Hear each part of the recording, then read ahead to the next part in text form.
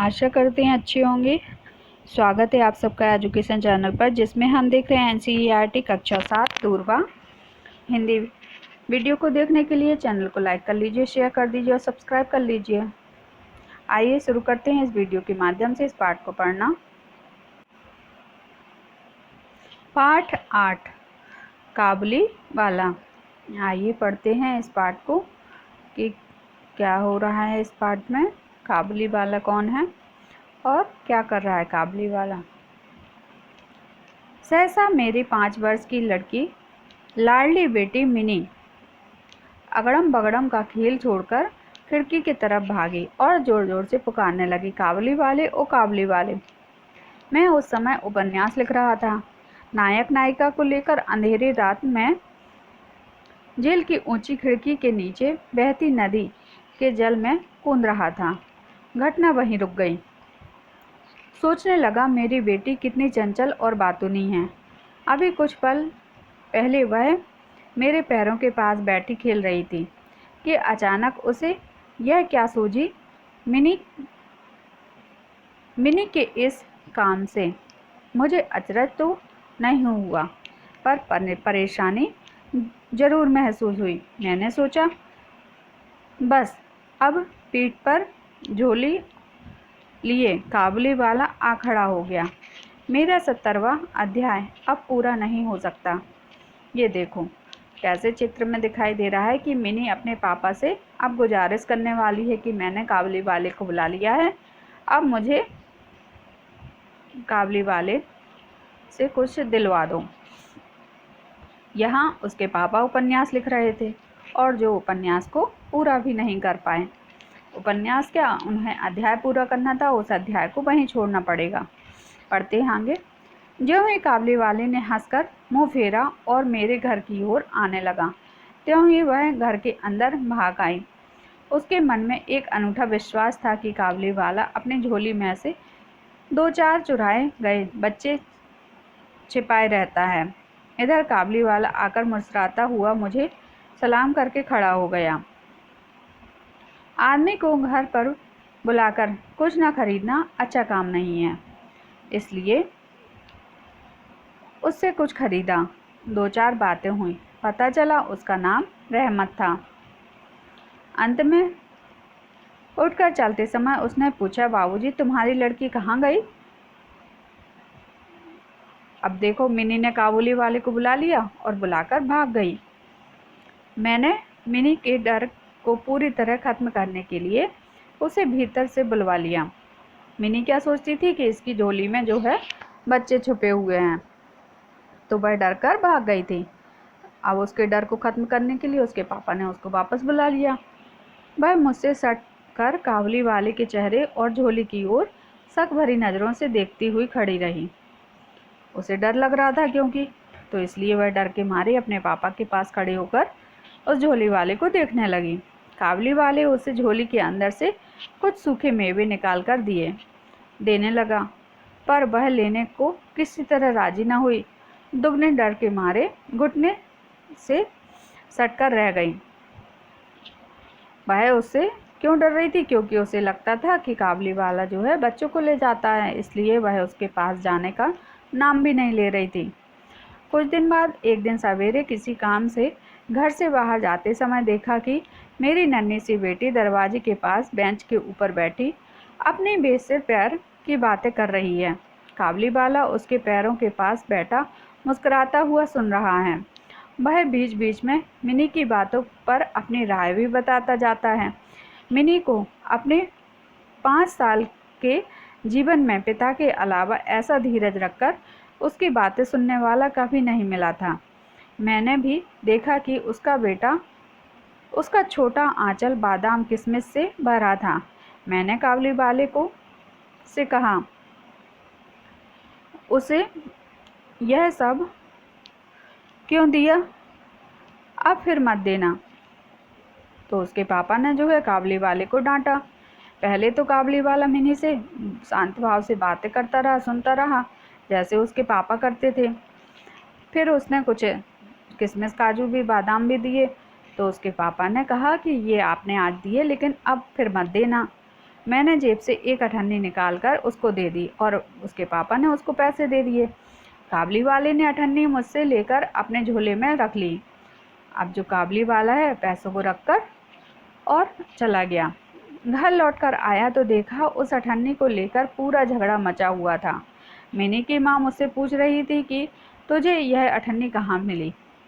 Mini कह रही थी काबली वाले ने दी, मैंने मांगी नहीं थी, उसने खुद ही दे दी। मैंने मिनी की माँ को समझाया और मिनी को बाहर ले गया। पता चला कि इस दौरान काबली वाले ने लगभग रोज आकर मिनी को पिस्ता बादाम देकर उसके नन्हे दिल को का विश्वास पा लिया था। वे आपस में दोस्त बन गए थे। दोनों में कुछ बंधी हुई बातें और हंसी मजाक चलते। काबली रहमत को देखते ही मेरी बेटी हंसते हुए पूछती, काबली वाले तुम्हारी झोली में क्या है? तो अब क्या था, काबली वाले और मिनी दोनों क्या हो गए थे, दोस्त बन गए थे। दोनों में बहुत हंसी मजाक होने लगा था, बातें होने लगी थी और वह हंसी मजाक में ही काबली वाले से रोज पूछती कि इस झोली में क्या है। रहमत हंसते हुए उत्तर देता, हाथी। मतलब उसकी झोली में हाथी है? तो क्या इतनी सी झोली में हाथी आ सकता है? सोचो जरा आप। बात से दोनों खूब हंसते। उनमें एक और हंसी भरी बात चलती थी। रहमत मिनी से कहता, मिनी तुम क्या ससुराल कभी नहीं जाओगी? तो मिनी क्या कहती, ससुराल का मतलब नहीं समझने के कारण मिनी उलटकर पूछती, तुम ससुराल जाओगे? तो वह काबली वाले से पूछती, क्योंकि छोटे बच्चे तो जानते नहीं क्या ससुराल है क्या मायका है। तो वो काबली वाले से पलट कर पूछती, क्या तुम ससुराल नहीं जाओगे? रहमत ससुर के लिए खूब मोटा घूसा तानकर कहता, मैं ससुर को मारूंगा। सुनकर मिनी ससुर नाम के किसी अनजाने जीव को पिटी पिटाई हालत के बारे में सोचकर खूब हंसती। तो अब ना तो उसे ससुराल मालूम ना ससुर मालूम है, लेकिन दोनों हंसी मजाक करते थे ना। मुझ में देश विदेश घूमने की इच्छा है, लेकिन अपने कमरे से बाहर निकलते ही घबराहट होने लगती है। इसलिए सुबह अपने कमरे में मेज के सामने बैठकर इसी काबली के साथ बातचीत करने से बाहर घूमने का काफ़ी काम हो जाता है। वह टूटी फूटी बांग्ला में अपने देश की बातें कहता है और उसकी तस्वीरें मेरी आंखों के सामने आ जाती हैं। लेकिन मिनी की माँ बहुत सख्त स्वभाव की महिला थी। रहमत काबली वाले पर भरोसा नहीं करती थी। उन्होंने मुझसे बार बार उस पर ख़ास तौर से नज़र रखने के लिए प्रार्थना की। उनके शक को हंसकर उड़ा देने पर उन्होंने कई सवाल किए। क्या कभी किसी के बच्चे चोरी नहीं हो जाते? एक लंबे चौड़े काबली के लिए एक छोटे से बच्चे को चुरा लेना क्या बिल्कुल नामुमकिन है? मुझे मानना पड़ा कि ये बातें नामुमकिन नहीं, लेकिन मैं इस कारण भले मानस रहमत को घर आने से मना नहीं कर सकता। तो मिनी की जो माँ थी वह बहुत सख्ती मिजाज की थी। वह हमेशा शक करती थी कि कहीं काबली वाला मेरी बच्ची को चुरा कर न ले जाए। इसलिए इस पर वह दोनों में, उसके मम्मी पापा दोनों में, मिनी के मम्मी पापा दोनों में कसाकसी हुआ करती थी, मतलब बहस हुआ करती थी। हर वर्ष माह के महीने में बीचों बीच रहमत अपने देश चला जाता। इस समय वह अपना उधार रुपया वसूल करने में जुटा रहता, लेकिन फिर भी एक बार वह मिनी के से ज़रूर मिल जाता। जिस दिन सुबह समय नहीं मिलता उस दिन शाम को आ जाता। कभी कभी अंधेरे कमरे में उसे बैठकर देखकर सचमुच भय सा लगता, लेकिन जब उन दोनों की भोली भाली बातें सुनता तो हृदय प्रसन्नता से भर उठता। अब जो उसके पापा थे तो मम्मी ने दिमाग में डाल दिया था कि कहीं काबली वाला तुम्हारे बच्ची के साथ कुछ गलत ना करे। तो जब ये अंधेरे कमरे में दोनों लोग बैठे हुए होते तो उसके पापा को भी लगता, मिनी के पापा को भी लगता कि कहीं काबली वाला मेरी बच्ची के साथ कुछ गलत ना करे। लेकिन जब उनकी बातें सुनता तो उन्हें भी अच्छा लगता। एक दिन सवेरे में अपने कमरे में बैठा पढ़ रहा था, तभी सड़क पर बड़े जोर जोर का हल्ला सुनाई दिया।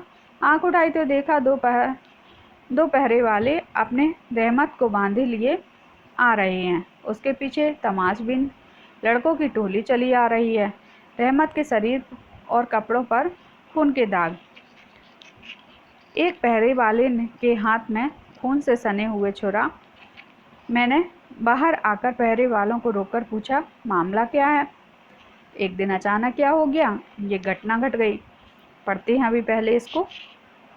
मालूम हुआ कि हमारे एक पड़ोसी ने रामपुरी चादर के लिए रहमत के से कुछ रुपया उधार लिया था। उसने झूठ बोलकर रुपया उधार लिया था तथा रुपया देने से इनकार कर दिया और इसी बात को लेकर कहासुनी करते करते रहमत ने उसके छुरा भोंक दिया, मतलब उसको मार दिया। रहमत उस झूठे आदमी की तरह तरह की गालियां दे रहा था। तभी काबली वाले पुकारती हुई मिनी घर से बाहर निकल आई। पलक मारते रहमत का चेहरा आनंद से खिल उठा। उसके कंधे पर आज झोली नहीं थी, इसलिए उसके बारे में कुछ पूछा नहीं जा सकता था। मिनी ने छूटते ही उससे पूछा, तुम ससुराल जाओगे? तो अभी देखो क्या था, रहमत पैसा लेना जाता था तो वो पैसा नहीं देता था आदमी, इसलिए उससे कहासुनी होने पर उसने उसको मार दिया और कुछ पुलिस वाले पहरेदार उसको पकड़ के लिए जा रहे थे। तो आज उसके पास थैली नहीं थी तो आज क्या पूछेगी मिनी, इसलिए मिनी ने पूछा, क्या तुम ससुराल जाओगे? रहमत ने हंसकर कहा, वहीं जा रहा हूँ। पता है ससुराल किसको कह रहा है? रहमत कह रहा है कोतवाली को, जो जेल होता है उसको ससुराल बोल रहा है। मिनी को उसका जवाब हंसी भरा नहीं लगा। वह हाथ दिखाकर बोला, ससुर को मारता, पर क्या करूं, हाथ बंधे हैं। अभी क्या हुआ, उसको हथकड़ी लगी हुई है, पहरेदार उसको लिए जा रहे हैं, इसलिए वह कह रहा है मिनी से कि मैं ससुर को मारता लेकिन मेरे हाथ बंधे हुए हैं। छुरा मारने के अपराध में रहमत को कई वर्ष जेल हो गई। मैं उसकी बात करीब करीब भूल गया। मिनी भी उसे जल्दी भूल गई। धीरे धीरे उसके नए मित्र बनते गए। उम्र बढ़ने के साथ साथ एक एक करके सखियां जुटने लगी। मेरे साथ भी अब वह पहले जैसी बातचीत नहीं करती। मैंने तो उसके साथ एक प्रकार की कुट्टी कर ली थी। बहुत सुहावनी सुबह थी। आज मेरे घर में शहनाई बज उठी। उसके स्वर मेरे हृदय में को अंदर से रुला रहे थे। मेरी लाडली बेटी मुझसे विदा होने जा रही थी। आज मेरी मिनी का विवाह था। सवेरे से ही विवाह की तैयारियां हो रही थी। मैं बाहर के कमरे में बैठा हिसाब देख रहा था। तभी रहमत आकर सलाम करके खड़ा हो गया। मैं पहले उसे पहचान नहीं पाया। उसके पास ना वह झोली थी और ना उसके वे लंबे बाल थे। शरीर भी कमज़ोर हो गया था। आखिर उसकी हंसी देखकर उसे पहचाना। मैंने कहा, क्यों रे रहमत, कब छूटा? उसने कहा, कल शाम को जेल से छूटा हूँ। तो अब क्या है, मिनी बड़ी हो गई थी, उसकी शादी होने वाली थी और शादी होने वाले दिन ही जब उसके पापा हिसाब रख रहे थे तभी काबली वाला रहमत आकर उसके सामने खड़ा हो जाता है। लेकिन अब वह पहले जैसा नहीं था, बदल चुका था, उसकी दाढ़ी भी नहीं थी, तो उसके पापा उसको पहचान नहीं पाते। लेकिन जब रहमत हंसता है तो उसके पापा, मिनी के पापा, उसको पहचान लेते हैं और उससे पूछते हैं कि तुम जेल से कब छूटे। बात सुनकर कानों में जैसे खटका हुआ। आज के शुभ दिन यह आदमी यहाँ से चला जाता तो अच्छा होता। अब कोई भी जो है मुजरिम को अपने घर में देखकर कैसे खुश होगा, और ख़ास तौर पर जब किसी के यहाँ फंक्शन चल रहा हो। आज हमारे घर में एक काम है, मुझे बहुत से काम करने हैं, तुम जाओ। बातें सुनते ही वह चल दिया और दरवाजे के पास पहुंचकर बोला, क्या एक बार मुन्नी को नहीं देख सकूंगा? अब उसके मन में मिनी को देखने की इच्छा थी, क्योंकि उसने शुरू से ही मिनी को बहुत प्यार से खिलाया था बड़ा, और वह उसको रोज़ बादाम पिस्ता दिया करता था, किशमिश बादाम दिया करता था। शायद उसे विश्वास नहीं था कि मिनी अब भी वैसी ही होगी, नन्ही सी बच्ची जो पहले की तरह काबली वाले को कहती दौड़ी आएगी, बच्ची जैसी हंसी भरी बातें करेगी। वह पहले की तरह उसके लिए किसी से भी मांग चांग कर एक डिब्बा अंगूर और किशमिश बादाम लाया था। अब तो वह जेल में था ना, इसलिए उसके पास कुछ भी नहीं था, लेकिन वह आसपास से मांग कर उसके लिए बादाम और किशमिश लेके आया था। मैंने कहा, आज घर में काम है, वह किसी से मिल नहीं सकेगी। वह दुखी मन से सलाम बाबू कहकर दरवाजे के बाहर चला गया। मुझे अपने मन में न जाने कैसा एक दर्द महसूस हुआ। सोचा उसे वापस बुलवा लूं, तभी देखा कि वह खुद लौटा आ रहा है। पास आकर बोला, ये अंगूर और थोड़े किशमिश बादाम मुन्नी के लिए लाया था, दे दीजिएगा। देखो, दुखी मन से लौटा जा रहा था, लेकिन उसके पास जो कुछ था उसने कहा ये क्यों लेके जाऊं, और ये तो मैं मिनी के लिए लाया था, इसलिए मिनी को देकर जाऊंगा। तो यह सामान जो है वो उसके पापा को देता है। उन्हें लेकर जब मैं नाम देने लगा तो वह मेरा हाथ पकड़कर बोले, मुझे पैसा मत दीजिए बाबूजी। जिस तरह तुम्हारी एक लड़की है, उसी तरह देश में मेरी भी एक लड़की है। मैं उसी का चेहरा याद करके तुम्हारी मुन्नी को के लिए थोड़ी मेवा लेकर आया, सौदा करने नहीं आया हूँ। तो यह उसका प्यार था। वह प्यार से मिन्नी के लिए किशमिश और बादाम लेकर आया था, लेकिन मिन्नी के पिताजी उसको पैसा देने लग गए थे।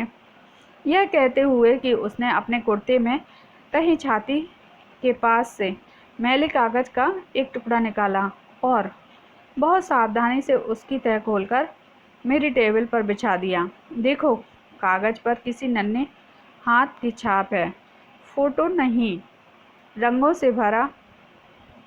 से बना चित्र नहीं। मेरी प्यारी बिटिया के हाथ में थोड़ी सी कालिख लगाकर कागज के ऊपर उसकी छाप ले ली थी। अपनी बिटिया के साथ कि इसी मददगार को सीने से लगाए रहमत कलकत्ते की सड़कों पर मेवा बेचने आता, मानो एक सुंदर कोमल नन्ही सी बच्ची के हाथ की छुअन भर उसके हृदय में अमृत की धारा सी बहती देखकर मेरी आंखें छलछला आईं। उस समय मैंने समझा कि जो वह है वही मैं हूँ। वह भी पिता है और मैं भी पिता हूँ। मैंने उसी समय मिन्नी को भीतर से बुलवाया। शादी की लाल साड़ी पहने, माथे पर चंदन लगाए बहू के वेश में मिन्नी लज्जा से मेरे पास आकर खड़ी हो गई। उसको देखकर काबली वाला सकपका गया। अपनी पुरानी बातचीत नहीं जमा पाया। अंत में हंसकर बोला, मुन्नी तू ससुराल जाएगी? रहमत का प्रश्न सुनकर लज्जा से लाल होकर मिन्नी मुंह फेर कर खड़ी हो गई। मुझे काबली वाले और मिन्नी की पहली भेंट याद आई और मैं कुछ दुखी हो उठा। मिनी के चले जाने पर गहरी सांस लेकर रहमत ज़मीन पर बैठ गया। अचानक उसकी समझ में साफ आ गया, इस बीच उसकी बेटी भी इसी तरह बड़ी हो गई होगी। इन 8 वर्षों में उस पर क्या बीती होगी, यह भी भला कोई जानता है। उसका चेहरा दुख और चिंता से भर उठा। मैंने एक नोट निकालकर उसे देते हुए कहा, रहमत, तुम अपनी लड़की के पास अपने देश लौट जाओ। तुम्हारा मिलन सुख मेरी मिनी का कल्याण करे। तो ये थे हमारे रविन्द्रनाथ टैगोर जी, जिनके द्वारा इस पाठ को लिखा गया कि कैसे भावनाओं से बंधे हुए लोग यहाँ से वहाँ अपने बच्चों को ढूंढते रहते हैं। आइए अब हम इसके अभ्यासकार के माध्यम से इसकी शब्दार्थ को देखते हैं। चंचल, नटखट, तमाशबीन, तमाशा देखने वाले, अचरज, हैरानी, आश्चर्य, नामुमकिन, असंभव, सौदा, वह चीज़ जो बाजार से खरीदी जाए, माल। अब देखते हैं इसके प्रश्नों को अभ्यासकार के माध्यम। प्रश्न है, पढ़ो और समझो। नायक, नायिका, बालक, बालिका, गायक, गायिका, लेखक, लेखिका, सेवक, सेविका। उत्तर है, हमें इन शब्दों को पढ़ना और समझना। जैसे जो फिल्मों में अभिनय करती हैं उन्हें नायक नायिका कहते हैं। छोटा बच्चा बालक या बालिका कहा जाता है। गाना गाने वाला गायक या गायिका कहा जाता है और लिखने वाला लेखक या लेखिका कहा जाता है और सेवा करने वाला सेवक या सेविका कहा जाता है। प्रश्न है, मिनी को ऐसा क्यों लगता था कि काबली वाला अपनी झोली में चुराए हुए बच्चों को छिपाए हुए है। उत्तर है, मिनी को ऐसा इसलिए लगता था क्योंकि उस समय माँ अपने बच्चों को डरा कर रखती थी और कहती थी कि अगर तुमने काम नहीं किया या दूध नहीं पिया तो एक आदमी तुम्हें झोली में उठाकर ले जाएगा। इसलिए जैसे ही काबली वाले ने हंसकर मुंह फेरा और घर की तरफ आने लगा तो वह अंदर आकर भाग आई और विश्वास हो गया कि काबली वाला अपनी झोली में चुराए हुए बच्चों को ही छिपाए रहता है। प्रश्न है, मिनी के काबली वाले से मित्रता क्यों हो गई? उत्तर है, एक दिन सवेरे किसी काम से बाहर जाते समय देखा कि मिनी दरवाजे के पास बेंच पर बैठी हुई अपनी बेसिर पैर की बातें कर रही है। काबली वाला उसके पैरों के पास बैठा मुस्कुराता हुआ सुन रहा था। यह बीच बीच में मिनी की बातों पर अपनी राय बताता जाता है। मिनी को अपने 5 साल के जीवन में पिता के अलावा ऐसा धीरज रखकर बातें करने, उसकी बातें सुनने वाला कभी नहीं मिला था। इसलिए उसके काबली वाले से मित्रता हो गई। प्रश्न है, काबली वाला हमेशा पैसे क्यों लौटा देता था? उत्तर है, मिनी और काबली वाले की दोस्ती हो गई थी। वह उसे अपनी बेटी की तरह मानता था और बेटी से कोई थोड़ी पैसे लेता है, इसलिए वह हमेशा उसके पैसे लौटा देता था। प्रश्न है, बरसों बाद मिनी के पिता ने काबली वाले को उसकी बात किस बात से पहचान लिया? उत्तर है, वह काबली वाले की हंसी को देखकर पहचान गई, लेकिन काबली वाले को अजीब सा लग रहा था कि वह कैसे मुन्नी के सामने जाएगा। अब तो वह बड़ी हो गई होगी। प्रश्न है, रहमत ने एक धोखेबाज आदमी को छुरा मारकर, क्या अगर तुम रहमत की जगह होते तो क्या करते? उत्तर है, रहमत ने एक धोखेबाज आदमी को छुरा मार दिया। अगर कोई हमारे साथ धोखा करे तो मैं सज़ा देना उचित ही है, लेकिन मैं चाकू मारने की जगह उसकी शिकायत पुलिस में करता और उसके खिलाफ मुकदमा दर्ज करता। प्रश्न है, मिनी की मां रहमत पर नज़र रखना चाहती थी, परंतु पिता रहमत को मना नहीं कर पाते थे। तुम्हारे विचार में यह कौन सही है और कौन गलत है? क्यों? उत्तर है, हमने कहानी में यह पढ़ा कि पिताजी सही तो थे, लेकिन हर माँ एक बच्चे के प्रति बहुत सचेत होती है और उनका बहुत ज़्यादा ध्यान भी रखती है, क्योंकि हमें सिर्फ देखने और जानने से भी पता चलता है कि कौन कैसा है। इसलिए जितना हो सके माता पिता अपने बच्चों का ध्यान, फिक्र और सुरक्षा करते ही हैं। इसलिए माताजी सही थी। प्रश्न है, मान लो तुम मिनी हो, अब अपनी कहानी पूरी कक्षा में सुनाओ। उत्तर है, मेरा नाम मिनी है, मैं अपने परिवार के साथ हरिपुर में रहती हूँ। एक दिन मुझे तेज बुखार था। सुबह जब पापा अपने दफ्तर जाते समय रोज की तरह मेरे कमरे में आए तो पापा के से बड़े दबे से अंदाज में मैंने कहा था, पापा मुझे कल बहुत तेज बुखार है, प्लीज़ आज आप मत घर पर रहिए ना। पापा ने हमेशा की तरह मेरी प्रार्थना ठुकरा दिया था। आज मेरे ऑफिस में बहुत ज़रूरी मीटिंग है, इसलिए मैं घर में नहीं रुक पाऊँगा। कुछ देर में मम्मी भी अपने दफ्तर चली गईं। दफ्तर से थके मांदे लौटे पिता और माँ केवल हालचाल पूछने आते और तुरंत ही लौट जाते। ठीक 12 बजे डॉक्टर अंकल आए। 1 बजे तक मेरा बुखार कुछ कम हुआ और बाहर खेलने चली गई। इसी वजह से मुझे तेज बुखार हो गया और फिर मम्मी पापा ने आकर मुझे डांटा। फिर मुझे 1 महीना लग गया ठीक होते हुए। अब मेरा मन चिड़चिड़ा हो गया था, मुझे कुछ भी अच्छा नहीं लगता था। फिर एक बार समय निकालकर जब मम्मी पापा मुझे बाहर लेकर गए तब मैं बहुत खुश हुई। अगला प्रश्न है, तुमने नीचे लिखे वाक्यों को अपनी भाषा में कैसे कहोगे? पलक झपकते ही रहमत का चेहरा आनंद से खिल उठा। तो ये भाषा तो मुझे पढ़नी भी ना आएगी, आपको अगर आती हो तो आप पढ़ लीजिए। अपनी अपनी भाषा में बोलकर देखिए इस वाक्य को। सही शब्द मिलान कीजिए। बेसिर पैर, बिना मतलब की बात। पलक झपकते, तुरंत। बंधी हुई बातें, निश्चल बातें। एक ही तरह की बातचीत। बात चलना, बात शुरू करना। मुंह फेरना, चेहरा सामने से हटा लेना। शब्द जाल। काबली वाला मेवे बेचता था।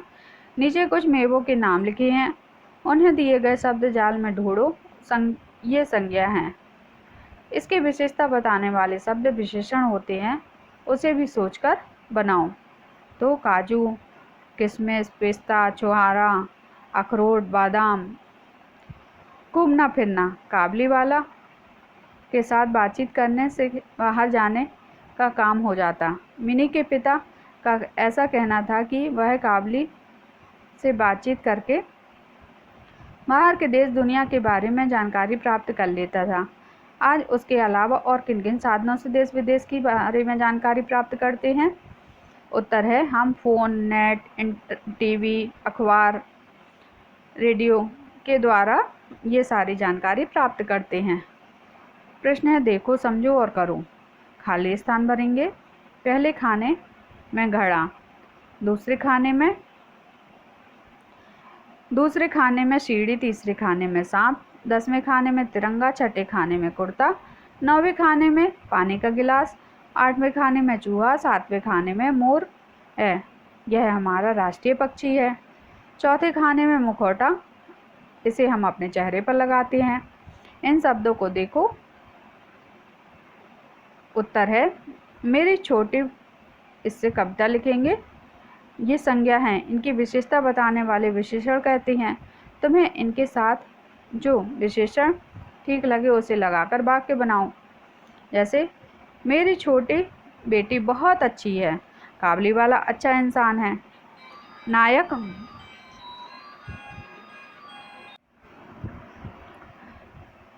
नायक अच्छा खेलता है। तुम्हारे यहाँ छोटी जेल होती है। खिड़की बड़ी है। तुम्हारी झोली पुरानी है। उसके पैर छोटे हैं। उसका बच्चा मासूम है। रहमत ईमानदार है। तो ये था हमारा पाठ काबली वाला। यहाँ समाप्त होता है। वीडियो बड़ी ना हो जाए इसलिए इसको समाप्त करते हैं। धन्यवाद।